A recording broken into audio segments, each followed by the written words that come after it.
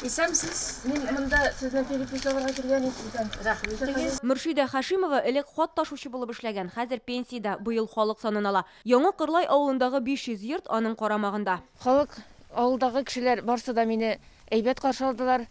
Үзем шушы авылныкы кирәкле барлык сорауларга да җавап бирделәр. Яңа Кырлайда татарлар гына яши. Габдулла Тукай язмышы белән бәйле авыл милли үзаңны, телне саклап калырга тырыша. Монда үзара туган телдә генә аралашалар. Җан исә бөек шәхесләр милләтеннән булуыңны белдерү өчен тагын бер мөмкинлек диялар. Тукай яшәгән урын булгач, бик күп татарлар килә. Татар телен белсәң, дөньяның кайсы почмагына барып чыксаң да югалмыйсың дип беләм. Соседний деревня 5 домов. Татарстанда җан исә барышы чит ил журналистларын да кызыксындыра. Бу көннәрдә Яңа Кырлайга Голландиянең Volkskrant Handelsblad басмалары өчен язучы, хәбәрче Ева Кукер килгән. Россиядә яшәүче халыкларның җанисәптә катнашуын күрәсем килде ди.